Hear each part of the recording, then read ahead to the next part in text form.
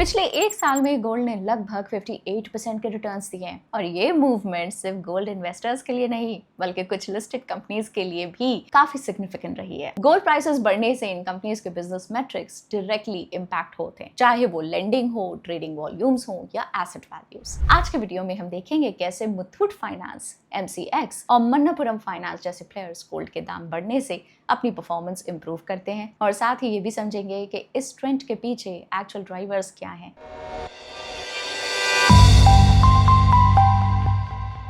पहली कंपनी है मुथूट फाइनेंस और ये गोल्ड प्राइसेस के सर्च से डायरेक्ट बेनिफिशियरी है। देखते हैं कैसे। ये एक NBFC है जो गोल्ड लोन्स देती है और बढ़ते गोल्ड प्राइसेस के साथ लास्ट 5 इयर्स में गोल्ड लोन वैल्यू 33,000 CR से जंप कर 2.08 लाख CR पहुंच गई, लगभग 44% CAGR। मतलब एक गोल्ड बैंगल या चेन पर अब ज्यादा लोन मिलता है क्योंकि पर ग्राम गोल्ड की वैल्यू बढ़ गई है। इसके साथ साथ ऑक्शंस कम होते हैं, रिकवरीज बेटर होती हैं और डिफॉल्ट रिस्क गिरता है। हालांकि ये भी जानना जरूरी है कि गोल्ड लोन मार्केट का सिर्फ 18% NBFCs के पास है, बैंक्स के पास बाकी 82%। मुथूट का मार्केट शेयर आज एस्टिमेटेड 9% पे है AUM बेसिस पे। अब कंपनी की फाइनेंशियल परफॉर्मेंस देखें तो interest income 45% year on year बढ़कर 6,288 CR पहुंच गई, मेनली लोन बुक एक्सपेंशन और हायर यील्ड्स की वजह से। कंपनी का AUM भी all time high 1.33 lakh CR तक गया, 37% ईयर ऑन ईयर जंप के साथ, जिसमें से 1.13 लाख CR सिर्फ गोल्ड लोन्स हैं, 40% ग्रोथ और टोटल AUM का 85%।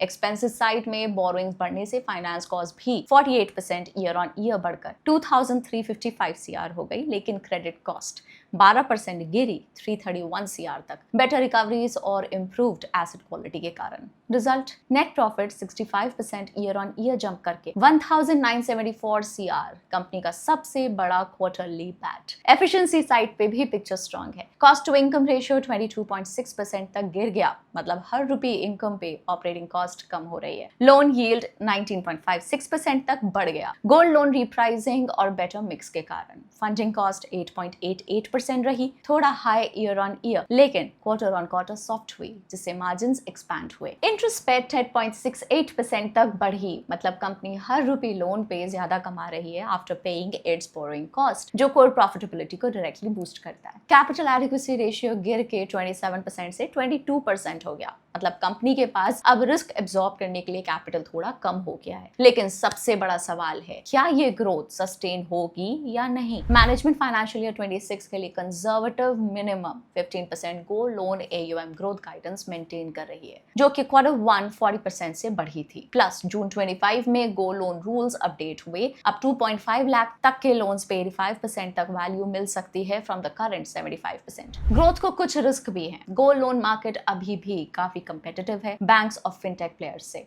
पहले तो कंपटीशन बढ़ने से गोल्ड प्राइस AUM कोरिलेशन धीरे धीरे कम हो रहा है, highlighting market share loss. Plus decreasing spread for the company. Q1 of financial year 26 में स्टैंड अलोन स्प्रेड 10.68% रहा, लेकिन इसमें NPA रिकवरीज का one time exceptional income include था, जिससे फ्यूचर स्प्रेड रेट पे इंपैक्ट आ सकता है। इसको भी मॉनिटर करना पड़ेगा। साथ ही capital to risk assets ratio गिर रहा है, जो सॉल्वेंसी और लॉस एब्जॉर्प्शन कैपेसिटी को थोड़ा कंप्रेस करता है। And gold loan AUM grow हुआ मेनली हाई गोल्ड प्राइसेस से, but volume growth muted 0.5% quarter on quarter. Future AUM growth largely depend करेगी या तो हाई गोल्ड प्राइस कंटिन्यू करने पर या एक्टिव कस्टमर बेस एक्सपैंड होने पर। अगली कंपनी है MCX या multi commodity exchange. MCX India का लीडिंग कमोडिटी डेरिवेटिव्स एक्सचेंज है। जब गोल्ड प्राइस बढ़ता है और वॉलेटिलिटी भी हाई होती है तो ट्रेडिंग वॉल्यूम्स और पार्टिसिपेशन दोनों स्पाइक करते हैं, स्पेशली फ्यूचर्स एंड ऑप्शंस में। अप्रैल 25 में MCX ने एक गोल्ड 10 ग्राम फ्यूचर्स कॉन्ट्रैक्ट लॉन्च किया, जो इंडियन बायर्स के कॉस्ट इफेक्टिव हेजिंग प्रेफरेंस को टारगेट करता है और रिटेल पार्टिसिपेशन को बूस्ट करता है। साथ ही गोल्ड 10 ग्राम कॉन्ट्रैक्ट्स को बाई मंथली से मंथली एक्सपायरी पर शिफ्ट करने से इससे गोल्ड ऑप्शंस की ट्रेडिंग वॉल्यूम और नोशनल ADTV दोनों शार्पली बढ़े। Q1 ऑफ फाइनेंशियल ईयर 26 में ऑप्शंस ट्रेडिंग पूरे वॉल्यूम का 87% रहा, 2.7 लाख करोड़ का ADT, जबकि फ्यूचर्स 13% था। बुलियन सेगमेंट सबसे बड़ा ड्राइवर रहा। Total Boolean ADT 242% year on year jump हुआ 1.36 लाख CR तक। सिर्फ गोल्ड फ्यूचर्स का ADTV 19,817 CR रहा। टोटल फ्यूचर्स का लगभग 49% और 166% ईयर ऑन ईयर जंप दिखाया। बुलियन ऑप्शंस और भी अग्रेसिव रहे। 1.06 लाख CR नोशनल ADT के साथ 379% year on year growth. Simple terms में गोल्ड के बढ़ने और मार्केट के ज्यादा एक्टिव होने से MCX का ट्रेडिंग वॉल्यूम, टर्नओवर और मार्जिन्स तीनों ही तेजी से बढ़े। फाइनेंशियल्स देखें तो Q1 ऑफ फाइनेंशियल ईयर 26 में MCX की सेल्स 59% जंप करके 373 CR रही। ये सर्ज मेनली ट्रेडिंग वॉल्यूम की तेजी से आया, जहां combined futures and options ADT 3.1 lakh CR तक गए 80% ईयर ऑन ईयर ग्रोथ के साथ। एक्सपेंसेस भी 23% बढ़े, पर रेवेन्यू के पेस से काफी नीचे रहे, मतलब strong operating leverage clearly visible था। इसका इम्पैक्ट प्रॉफिटेबिलिटी पे पड़ा। ऑपरेटिंग प्रॉफिट 89% जंप करके 241 CR और मार्जिन 64.7% तक एक्सपैंड हुए। नेट प्रॉफिट भी 82% जंप करके 203 CR और NPM 54.4% तक पहुंच गया। ग्रोथ आउटलुक की बात करें तो सबसे पहले बुलियन प्रोडक्ट ऑप्टिमाइजेशन पर फोकस है। जैसे सिल्वर ऑप्शंस के लिए भी जून 25 से मंथली एक्सपायरी स्टार्ट हुई। रिटेल पार्टिसिपेशन क्लियरली बढ़ रही है और अप्रैल 25 में लॉन्च हुआ गोल्ड 10 ग्राम फ्यूचर्स कॉन्ट्रैक्ट भी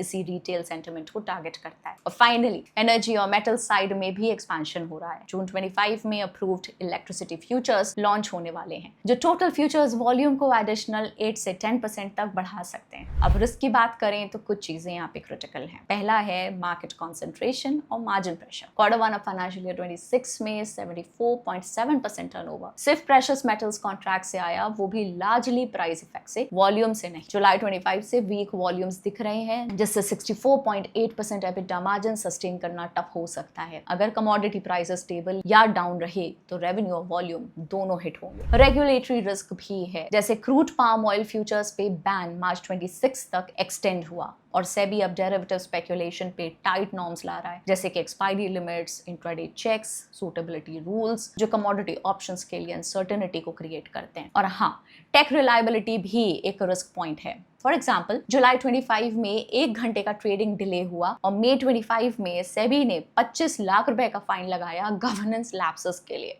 फाइनेंशियली माइनर इम्पैक्ट है और रेयर भी, पर रेपुटेशन और रेगुलेटरी स्क्रूटनी के लिए रेड फ्लैग जरूर है, स्पेशली अगर ऐसी चीजें हाई वॉलेटिलिटी फेज में रिपीट हो जाएं।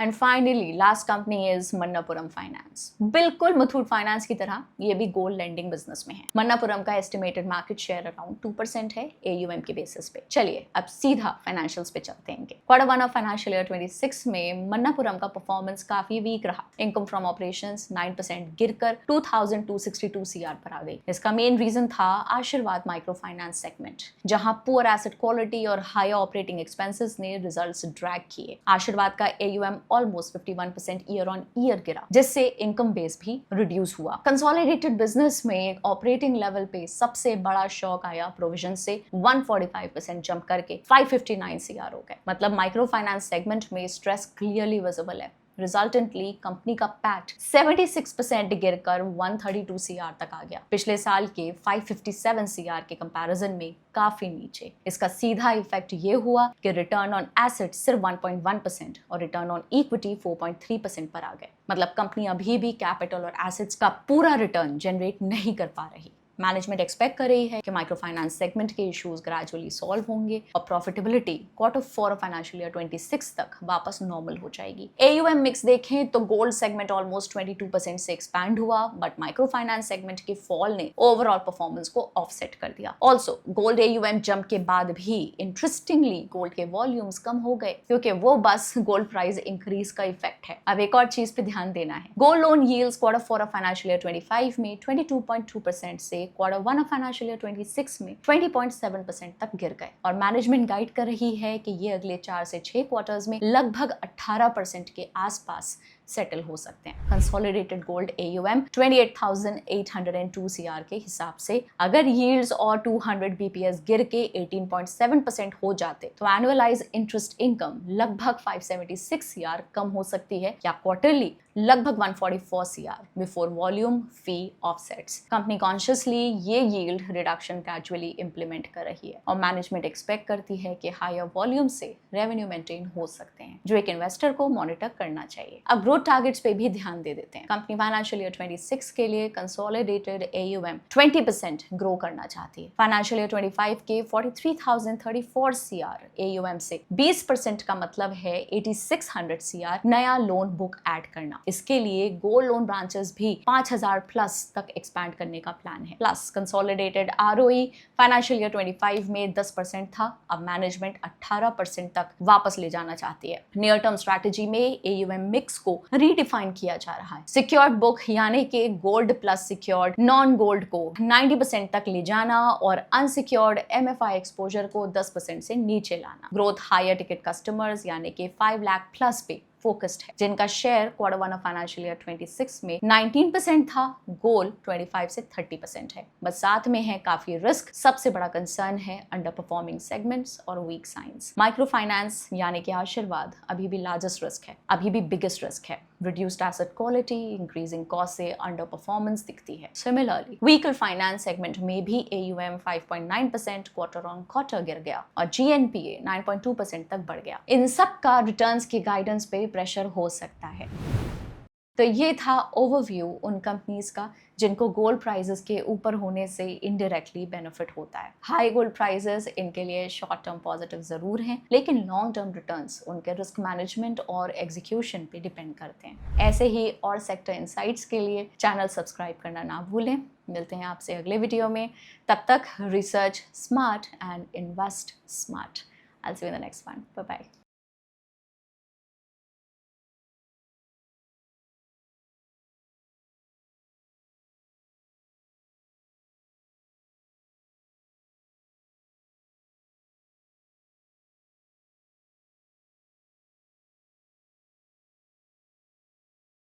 Investment in securities market are subject to market risks. Read all the related documents carefully before investing. Please read the risk disclosure documents carefully before investing in equity shares, derivatives, mutual fund, and or other instruments traded on the stock exchanges.